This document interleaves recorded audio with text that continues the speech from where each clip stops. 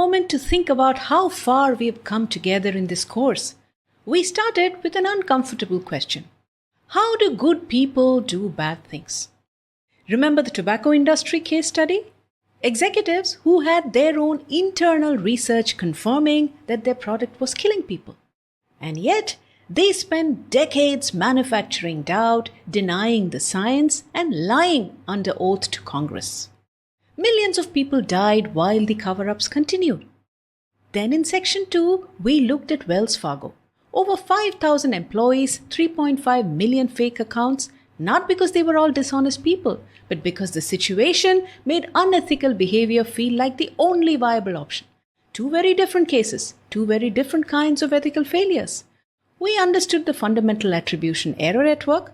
We saw moral disengagement happening in real time.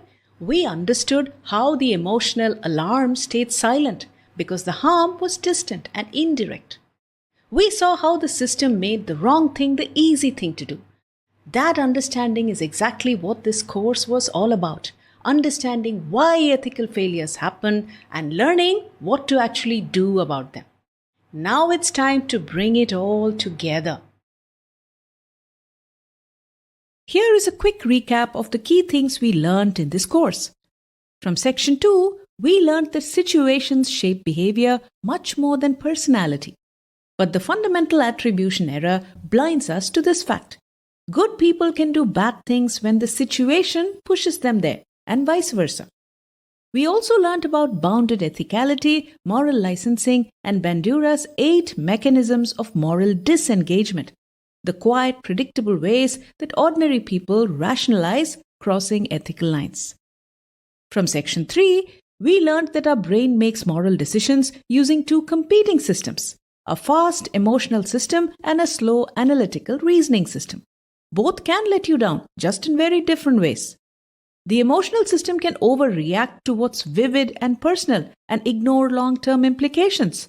But when the harm is indirect and distant, like it almost always is in organizations, our emotional alarm stays completely silent. And when emotion goes silent, reasoning takes over. The trouble is, reasoning is very good at justifying whatever we want to do anyway. That is exactly why corporate ethical failures happen so often.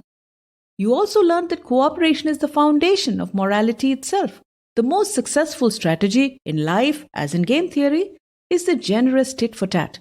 Be nice, be clear, respond to defection, and forgive periodically. And your social emotions, empathy, guilt, shame, gratitude, forgiveness, etc., are the psychological machinery that makes cooperation possible.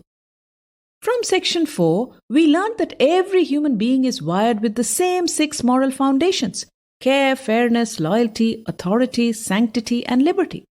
But we each prioritize them differently, shaped by culture, upbringing, and personality.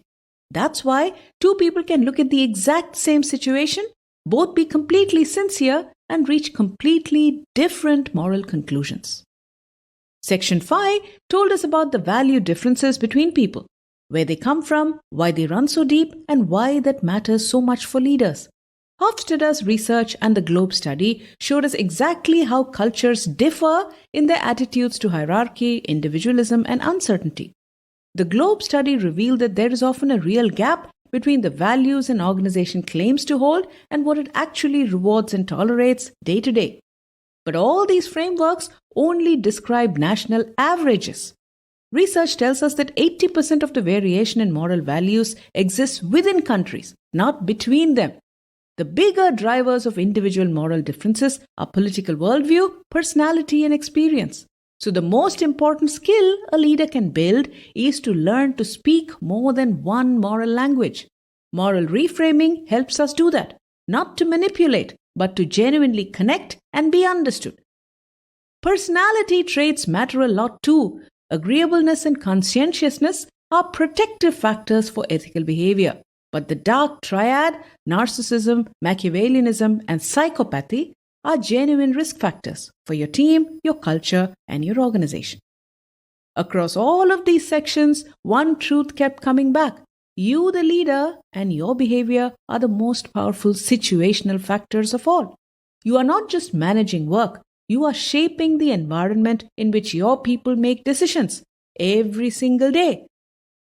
Now let's talk about the learnings and applications from all of this.